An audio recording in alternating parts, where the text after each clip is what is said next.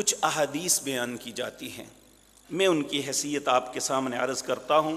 ان میں ایک معروف حدیث ہے جو سیدنا علی رضی اللہ تعالی عنہ سے بیان کی جاتی ہے کہ سیدنا علی رضی اللہ تعالی عنہ نے فرمایا، قال رسول اللہ صلی اللہ علیہ وسلم، نبی کریم صلی اللہ علیہ وسلم نے ارشاد فرمایا، اذا كانت لیلۃ نصف من شعبان فقوموا لیلها وصوموا نہارها فإن اللہ ينزل فيها لغروب الشمس إلى سماء الدنيا۔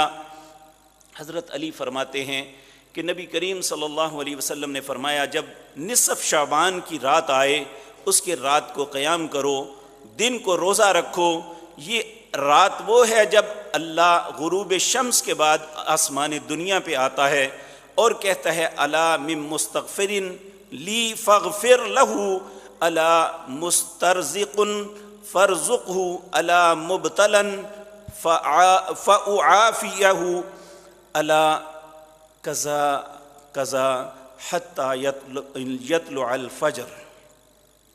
اس کا معنی یہ ہے کہ اللہ آسمان دنیا پہ آتا ہے، کہتا ہے مجھ سے معافی مانگنے والا کوئی، میں اسے معاف کر دوں، کوئی رزق مانگنے والا اسے رزق دے دوں، کوئی مصیبت میں مبتلا میں اسے مصیبت سے نکال دوں۔ اب یہ روایت آتی ہے ابن ماجہ میں۔ اس روایت کو بیان کرنے والے جو لوگ ہیں ان میں ایک شخص ہے جس کا نام ابو بکر بن محمد بن ابی صبرہ ہے۔ یہ اس شخص کے متعلق امام بخاری، امام احمد بن حنبل اور یحییٰ بن معین کہتے ہیں یہ اپنے پاس سے باتیں گھڑ کے رسول اللہ کی طرف منسوب کیا کرتا تھا۔ ایسی روایت کو موضوع روایت کہتے ہیں۔ عربی زبان میں موضوع کا مطلب ہے گھڑ کے اپنے پاس سے رسول اللہ پہ لگا دی جائے۔ تو یہ شخص ایسے کرتا ہے، اور اس شخص کی روایت کو محدثین نے کبھی بھی قبول نہیں کیا۔ اس اعتبار سے یہ روایت موضوع ہے، اس من گھڑت ہے، اور لوگ باوجود اس بات کے کہ اسے امام ابن ماجہ نے لکھ بھی دیا ہے، پھر بھی لوگ بیان کرتے ہیں کہ رسول اللہ نے فرمایا، جبکہ یہ اس شخص کی محمد بن ابی بکر، یہ حضرت ابو بکر وہ نہیں ہے، یہ حضرت اور ہے شخص ابو بکر بن محمد بن ابی صبرہ المدنی۔ یہ شخص ایسا کرتا تھا، اس کی روایت صحیح نہیں، اس لیے ہم اسے رسول اللہ کا فرمان نہیں سمجھ سکے۔ اسی طرح حضرت علی رضی اللہ تعالی عنہ سے ایک اور بات منسوب کی جاتی ہے، وہ ہے کہ جس نے اس رات میں 100 رکعتیں پڑھی یا اس نے 10 رکعتیں پڑھی۔ اس روایت کو گھڑنے والے کا شخص کا نام ہے ابن ابی الحمراء۔ اس شخص نے 448 ہجری میں نابلس جو فلسطین کا ایک شہر ہے اس میں سب سے پہلے صلاۃ الفیہ کے نام پہ یہ نماز ایجاد کر کے پڑھی اور منسوب کیا سیدنا علی سے۔ 448 سے پہلے اس نماز کو مسلمانوں میں کوئی نہیں جانتا تھا۔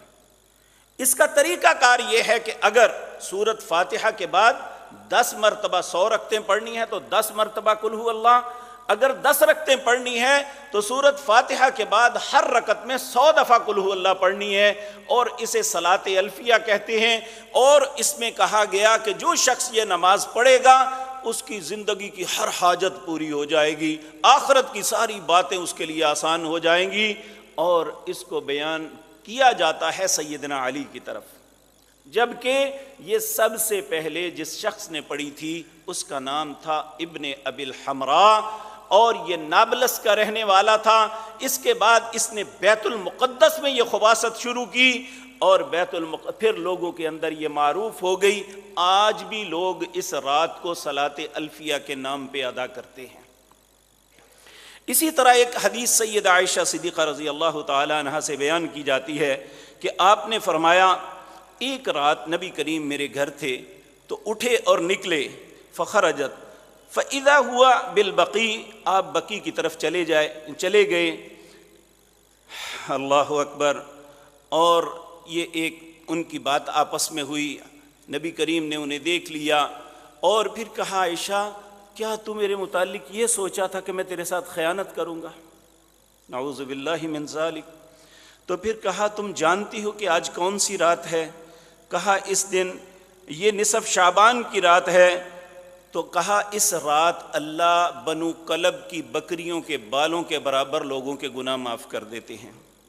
اب اس حدیث کو بیان کرتے ہیں، یحییٰ بن ابی کثیر نے عروہ سے بیان کیا۔ امام بخاری کہتے ہیں یہ بندے دونوں ٹھیک ہیں، لیکن انہوں نے عروہ سے سنا ہی نہیں، کبھی ملاقات ہی نہیں ہوئی، اور کس طرح مان لیا جائے؟ اور اسی طرح حجاج بن ارطاط نے یحییٰ بن ابی کثیر سے سنا تو کہا یہ دونوں بھی زندگی میں کبھی آپس میں ملے ہی نہیں، تو سن کہاں سے لیا؟ اور عروہ کی ملاقات سیدہ عائشہ سے نہیں ہوئی تو عروہ نے عائشہ سے کہاں سن لیا؟ تو یہ ان احادیث کے اندر جو نقائص محدثین نے بیان کر دیے، اس کے باوجود علماء صرف اپنے کھانے پینے کے لیے لوگوں کے سامنے رسول اللہ کا نام لے کے